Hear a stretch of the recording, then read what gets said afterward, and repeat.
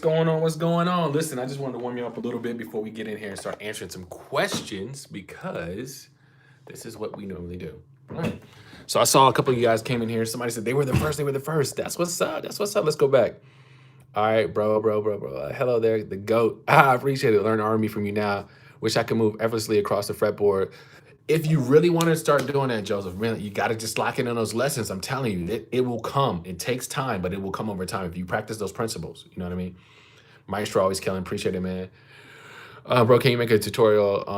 Couldn't have been her. We'll add it to the list. I got a lot of things. James, good morning. Good day. From South Africa. That's what's up, Quentin. What's going on this morning? I wanted to hop on here quickly to do this conversations. No way we can answer some questions. If you got some questions about the industry, you got questions about guitar, you got questions about practice, whatever. I like to take this time just to really connect with you guys outside of me just kind of teaching a lesson per se, just to answer some questions. So if you got some questions, if you get something's been on your mind, I believe I took a break last week.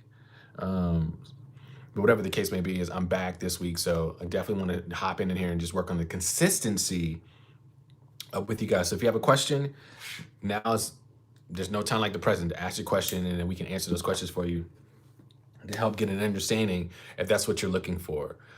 So yeah, take this time, fire off, say where you're from. This is a great opportunity for you to network too, because this platform has so many different guitarists and so many people. You may not be a guitar player, you may be like a bassist, or you just like music in general. You're just trying to figure out what's going on.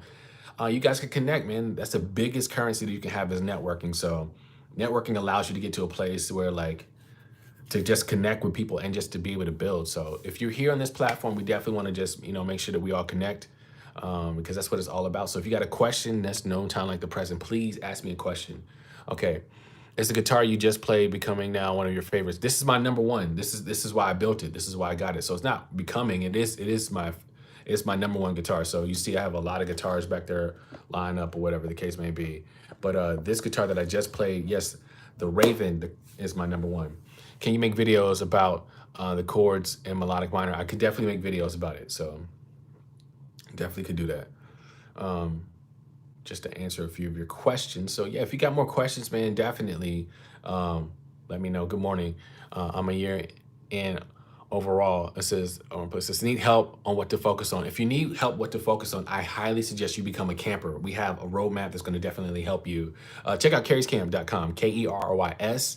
KAMP.com is definitely going to help you get to the place where you are and help you to know what to focus on and where you should be at in your guitar playing. Good morning, Kerry. Currently taking private lessons, and we are working on lead solos. It says, but my teacher keeps telling me to integrate the scales with the major and minor pentatonic, but I just don't get it. So if your teacher's telling you that, that's one approach. I would not say that that's the approach that I would take.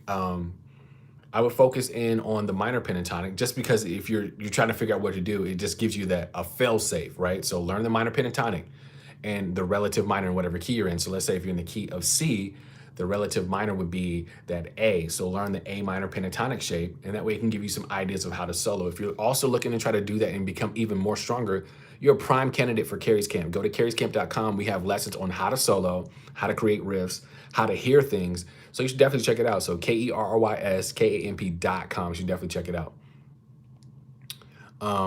When did you start playing guitar? I started playing guitar when I was 11. Kerry says, I want to buy the Boss ME80, but I don't have a good amp. Do you think the Boss ME80 will be good on headphones? Honestly, Quentin, I think it'd be good on anything. I'm playing it through my monitors and it sounds great. So I've played it on plenty of records. So you can't go wrong with the Boss ME80. I've been finding it real difficult to put in my personal practice time because of so many gigs and band practice and tips on how to squeeze in practices.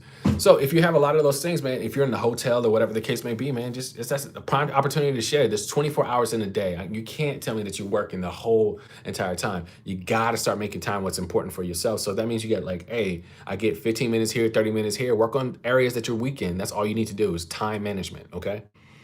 What is the advice you do or do you have about playing guitar for the industry? Consistency, being on time, being in the right uniform, and knowing the music, and networking. Those are some of my advice for people that's trying to connect and stay in the industry. Even after watching your videos, the free tutorials on YouTube, you still recommend Kerry's Camp? Yes, The stuff on YouTube is just an appetizer. Like, I don't go into depth like I would on Kerry's camp. And you don't get to ask me personal questions for real. So yes, Joseph, I would suggest becoming a camper. The stuff on YouTube is great, but it's not like, you don't get behind the veil. You don't get to see the stuff behind the veil. What is the concept that you felt dramatically open your understanding and exploration for the fretboard? Understanding the number system. That's why I preach it. That's why I talk about it so much. Understanding the number system.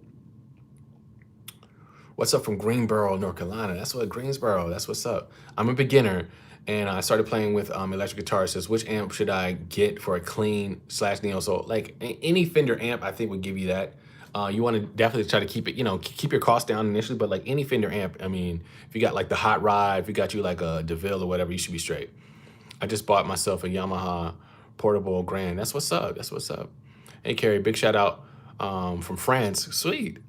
You've helped us so much. I was learning the jam session. Saw you live. As far as it says to get my job back, I'll get your information's respect, man. Appreciate it. Love your flow. Has helped a lot. Sweet. What's the best scale to play for R&B music? There's no best scale. So again, best is all relative. You need to learn your major scale and now learn the minor pentatonic. You learn those two, I think you'll be straight. Hey, Kerry, what's up from Boston? What's up? What's up? What's up?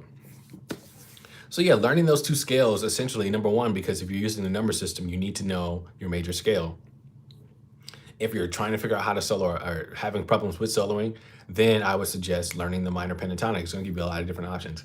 I use a Boston Me-80 in church with the Raven amp. Sweet, that's what's up. Too smooth. What's up, Emmanuel?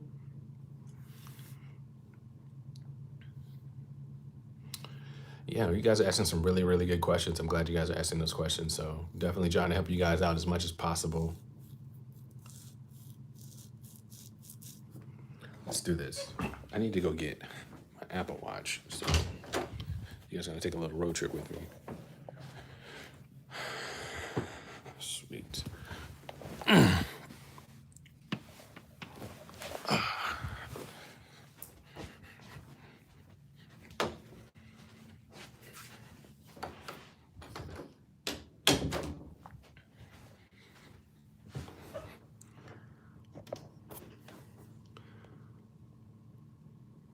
Okay. I notice that you seldom, if ever, use a capo. I do use a capo. It's only for like certain situations, but it's because I can play in every key, so I don't necessarily use a capo. I'm only using a capo if I'm looking for certain kind of voicings. Okay? So that's why I use a capo. But that's a really good question. All right, let's go back. That was a really good question. What's your favorite chord progression? There's plenty. There's plenty. You would have to sign up to Kerry's Camp to see a whole bunch of them. What's up, Kerry? I'm having trouble getting the output from the Boston Me-80 using my headphones. Plugged the headphones into the mono jack, but the volume seems...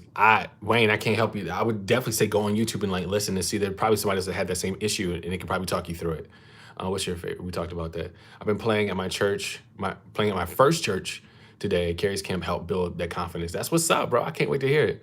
Arpeggio scales are what common key to start in. Mike, again, it's all relative. Who's your favorite artist to work with? Who is my favorite artist to work with? I would probably say Kiana Lede was probably one of my favorite artists to work with. Loving the Camp, best guitar. This is best guitar recommendation for players with big hands. Maybe look for something that has jumbo frets. Anything that has jumbo size frets. Learning the number system is it. More important than learning the cage system? Yes, it's way more important, Joseph. I have an Epiphone Riviera P92.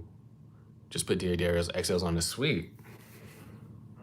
Yes, to me, the number system is more important than learning the cage system because most people communicate with the number system. So let's say you happen to sit in with somebody or you want to make kind of quick chord charts for yourself. It's going to be easy for you to kind of understand that. So I would definitely say the number system definitely helps you.